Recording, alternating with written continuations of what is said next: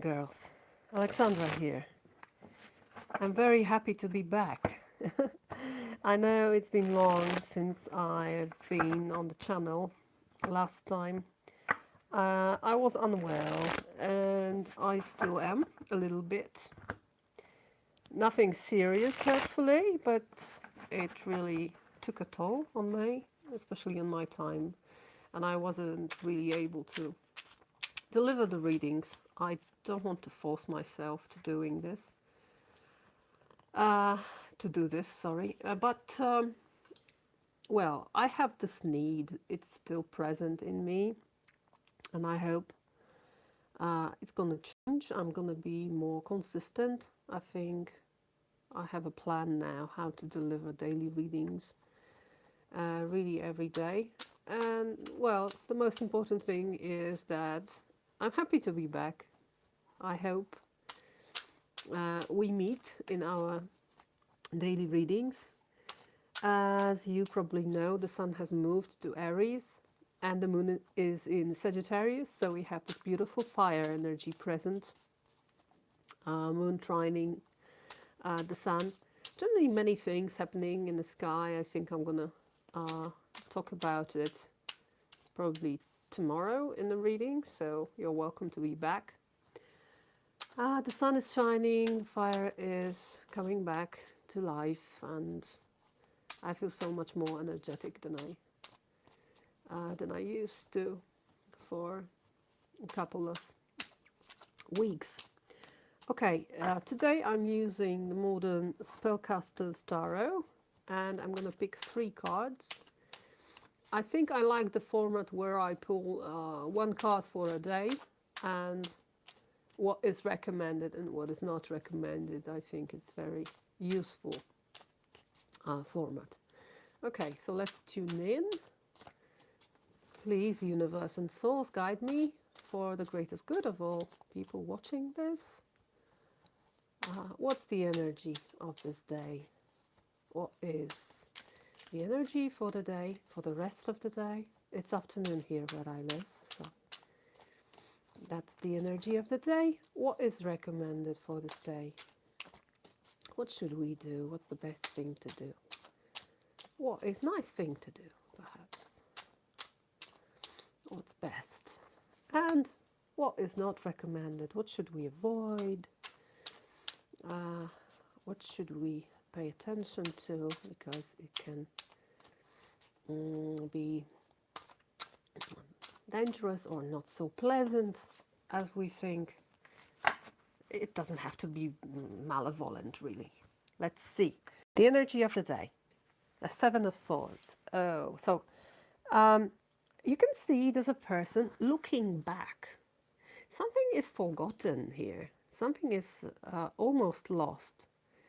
And he sees clearly that there's 1 sword left behind. And there's a process of assessing, evaluating whether it's worth it to put them all back and take this one, making noise and probably waking this wolf up. So this may be seen as something potentially risky.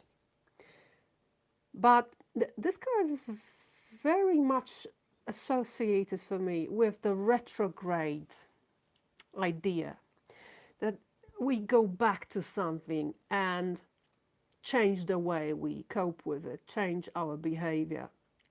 So if you don't do it now, you'll probably be put in a situation to evaluate it once again and perhaps to go back and take this thought. So pay attention to what's coming back to you from the past now. Perhaps there is the same situation repeating, and try to think what can be done in a different way in order to make the situation better, in order to win something, in order to change something for the better.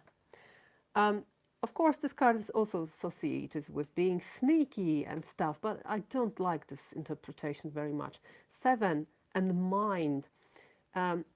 It's so much more than being a thief, you know. It can be about wisdom, just like that. The wisdom of things coming back and saying something to you. So that's it. What's recommended? Eight of Swords. So generally the process of thinking is emphasized here. I recently see this card as a question: what are your true restrictions? Because here in this card you don't see your restrictions as they are. You can imagine them, but you don't really know what's happening.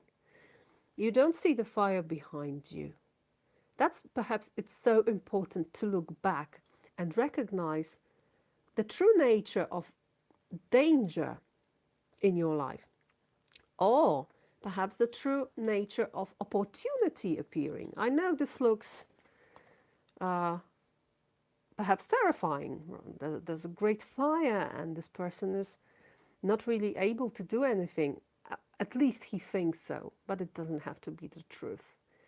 The truth is that the person is in Eight of Swords can easily free themselves, but they just don't see it because they are caught in some kind of a mind trap.